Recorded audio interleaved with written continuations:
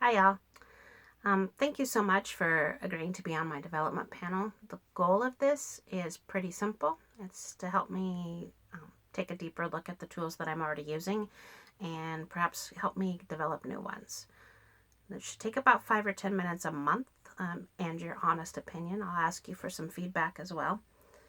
In return, my hope is that I'll pass along some tools to you that you can immediately take and benefit your friends, your family, the communities that you serve, and potentially even benefit your own life as well.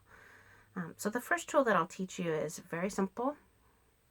It is the first tool that I teach pretty much right out of the gate. So usually my first meeting is when we go over this, and I'll relay this to you pretty much the way that I relate to somebody else, but of course that's happening in a conversation, and this is not a conversation, so this is a little weird. Thank you for your generosity with this.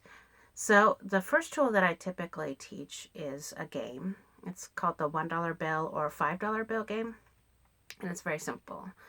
Basically, you brainwash yourself that whatever denomination you choose, $1 bills or $5 bills, are just not spendable anymore. They're just not money.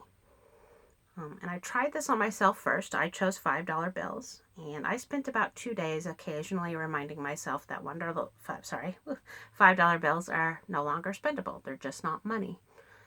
And about 2 days after I started that, I was in a grocery store and I was getting a little snack. The snack was like $4, and I had in my hand a $5 bill and a couple $1 bills. And I look at the cash in my hand, and I I said out loud, although not talking to the cashier, I said to the cashier, I don't have enough cash. I'm going to just put this on my debit card. And of course, she thought I was crazy because she could clearly see what I had in my hand. And she even said, "You're fine. You have like $8. You have plenty of cash." And I said, "Oh, I just don't spend $5 bills." And of course, she thought I was a crazy person. And that's okay too. So that was pretty quick. That was a pretty quick turnaround that I was quickly able to brainwash myself that $5 bills are not money. They're just not spendable. And I was a little concerned that this wouldn't work for me because I don't spend cash very much. I don't handle it very often. So that's why I was running the experiment before I tried it on any real people. So I pretty quickly found a couple fives, and like it felt like a couple months there was fives all the time. And then it felt like for a couple months there was no fives. And that's okay. So I was driving along one day, and the brakes fell out of my car. And I don't know much about cars, but I do know that brakes are not supposed to fall out of your car. You're not supposed to run over your own brake pads. And I'm pretty sure that that's what's happened. So I'm over to the side of the road. I'm downtown. It's crazy hot outside, and my brain just clicks over into panic mode, and I just start to kind of lock into kind of having a little freak out.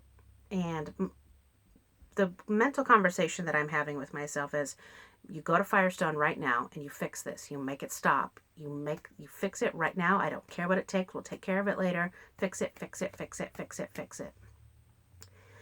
And so in the middle of that, a new part of my brain chimed in, and this new part of my brain said, "Yo, don't you have like a whole bunch of $5 bills sitting at home?" And the old part of my brain said, "No, that's my emergency fund. I can't spend that." And then the new part of my brain reminded the old part of my brain that this is exactly what an emergency is. So I had two options. I could go to Firestone and I could put this on credit and maybe pay $2,000 or $3,000 to have it all fixed. There was a caliper problem, turned out. Or I could fully deplete my $5 bill fund and about $30 or $40 that I had in my checking account to pay for the parts myself and pay my buddy a little bit to fix it. So what do you think I did? Um, I'm hoping you're saying that I paid my buddy a little bit to fix it, and I did. Um, what those $5 bills gave me was a chance to think. Had I not had those $5 bills sitting at home, I would not have have had that as an option. So counterintuitively, the goal of this tool, the purpose of it, is not saving. And you'll notice up until just now, I didn't even say that word. So the goal of this tool, first of all, is to brainwash ourselves. And you'll notice that I use the phrase $5 bills are not money, $5 bills are not spendable repeatedly. When you teach this to somebody, don't use the word saving. just keep saying $5 bills are not spendable, or $1 bills are not money, or something like that. What you're doing is you're sinking that into their heads, and then their job is to go off and do that as well, just like I'm asking you to do now. The goal of this tool, as I said, is not saving money. That is a happy accident most of the time. The goal of this is awareness. So I suddenly, when I started brainwashing myself that $5 bills are not money, I suddenly became way more aware that of the $5 bills that I did have. And if one crossed my path, I had a second to think about that. That was what I was supposed to do.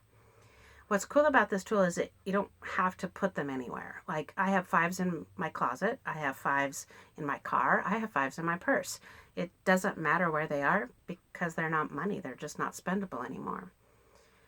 So what this is an opportunity to do is to help somebody just kind of look just for a second a little bit differently at their money, just a slightly different perspective, and that's sometimes all it takes. So I want to get your ideas on this. I want to get your thoughts on this. As I'm sitting here doing this, I realize how awkward this is without the two-way conversation, without you asking me questions. So I'll send along a survey, and I'd like to get your feedback. But the homework basically is this. For the next couple days, I want you to remind yourself that one of those two denominations of money, they're just not money anymore. They're just not spendable. And you can use those exact same words over and over and over again. And then teach this to one other person. Teach it to a friend, family member. Kids are great at this. If they're over about third grade or older, they'll catch this very, very quickly.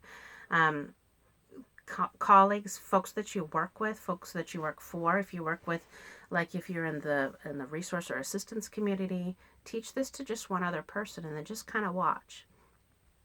So again, pretty basic. $1 bills or $5 bills are no longer money anymore. The reason we don't choose tens is because nobody has tens, and the reason we don't choose 20s is because that's locking up too much money.